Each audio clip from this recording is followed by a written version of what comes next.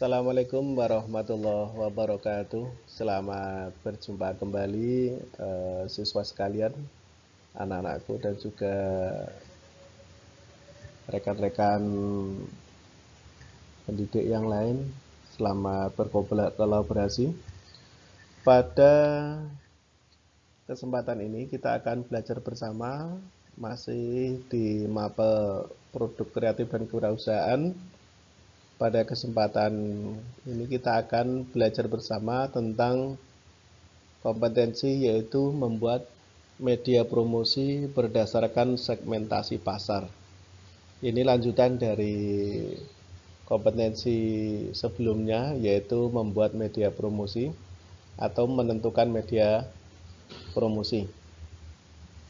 Lanjut, pada kesempatan kali ini kita akan sama belajar bagaimana sih membuat media promosi berdasarkan segmentasi pasar yang baik. Promosi dalam sebuah produk ini sangat penting atau urgent. Kenapa? Karena ketika tidak dipromosikan, produk kita itu tidak akan dikenal oleh konsumen atau oleh masyarakat, sehingga penjualannya juga akan sulit ya. Kenapa? Karena tidak dikenal. Selanjutnya, sebelum menentukan media promosi, kita perlu memperhatikan beberapa hal. Yang pertama adalah target. Apa itu target? Kita perlu menentukan target yang ingin dituju itu siapa dan di mana.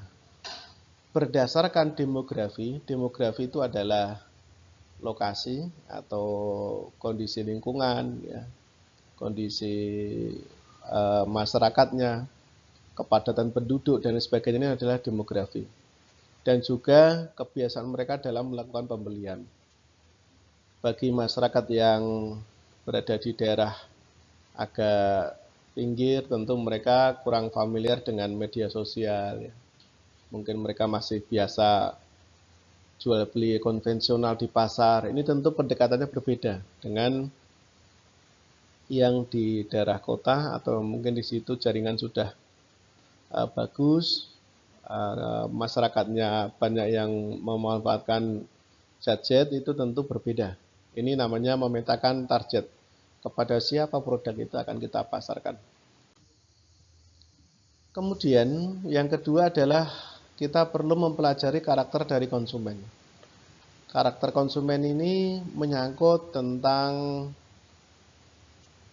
adat budaya mereka, bahasa, kemudian kebiasaan mereka itu seperti apa. Kalau mereka itu terbiasa menggunakan bahasa lokal, ya, misalkan di daerah kita membidik produk-produk di daerah itu, maka kita alangkah baiknya menggunakan bahasa lokal daerah tersebut, sehingga lebih familiar, lebih mudah difahami.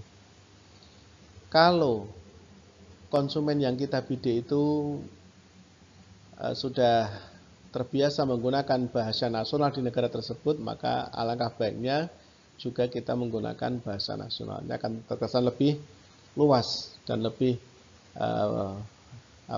banyak jangkauan yang bisa kita capai dari promosi tersebut. Selanjutnya, siswa sekalian, kita perlu memperhatikan konsep promosi yang akan kita buat. Kita perlu membuat sebuah tagline atau brand yang kira-kira itu menarik dan mudah dipahami oleh konsumen kita. Misalkan apa? Misalkan kita lihat contoh yang cukup brand yang cukup dikenal oleh masyarakat itu adalah produk teh. Ketika kita ingin membeli teh, memori masyarakat itu akan banyak lari ke, oh kalau teh botol itu berarti sosro gitu. Kalau kita ingin teh yang tubruk, oh berarti kita teh jenggot misalkan. Ini kan sebuah konsep promosi yang itu mengandung kandungan konten yang menarik yang terkait dengan kondisi konsumen maupun target pasar yang sudah ditentukan sebelumnya.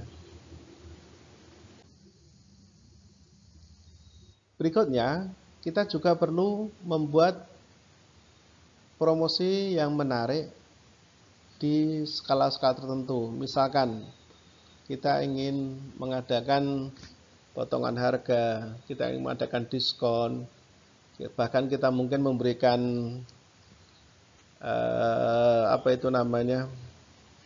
cenderamata ya, handicraft untuk para pembeli yang mungkin datang awal.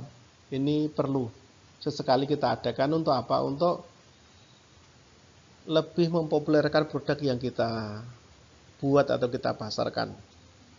Sebagai contoh, kita mungkin sering melihat di pasaran ketika hari ulang tahun produk tersebut, atau mungkin akhir tahun, atau mungkin pas peringatan hari ulang tahun nasional, itu banyak yang mengadakan diskon, ya, banyak mengadakan promo-promo penjualan, beli satu gratis satu dan sebagainya. Ini penting. Dalam rangka apa? Dalam rangka untuk mengenalkan produk yang kita buat dan juga mendongkrak pemasaran dari produk tersebut. Selanjutnya, siswa sekalian, kita juga harus familiar dan menggunakan media promosi baik itu yang online maupun offline. Ini penting. Kenapa? Karena sekarang yang kita hadapi adalah generasi tidak hanya 4G ya, bahkan 5G sudah begitu ya. Kemudian hampir setiap orang menggunakan gadget gitu ya, menggunakan HP. Ini tentu harus kita manfaatkan fasilitas itu untuk promosi maupun pengenalan produk kita, bahkan untuk penjualan. Tetapi kita juga perlu mengenalkan lewat media offline atau media yang tidak terjaring internet, misalkan baliho, kemudian di media cetak, di koran dan sebagainya. Ini penting juga dalam rangka apa? Sama-sama untuk melakukan promosi dari produk yang kita buat tersebut. Juga kita perlu mengadakan atau mengikuti kegiatan-kegiatan pameran yang biasa dilaksanakan, kadang dari instansi pemerintah, mungkin pameran UMKM, kadang hari ulang tahun kantor tertentu atau instansi tertentu itu kan sering mengadakan pameran produk. Kita harus aktif mengikuti. Dalam rangka apa? Dalam rangka mengenalkan produk kita, mempromosikan, bahkan bisa kita langsung bertemu dengan konsumen yang datang saat itu yang banyak, untuk bisa membangun komunikasi face to face dengan konsumen kita. Ini penting untuk sekali lagi mendongkrak penjualan dan juga mengenalkan produk kita. Kita sering lihat anak-anak sekalian ya, jadi di pameran itu hampir setiap saat itu ada produsen yang aktif mengikuti.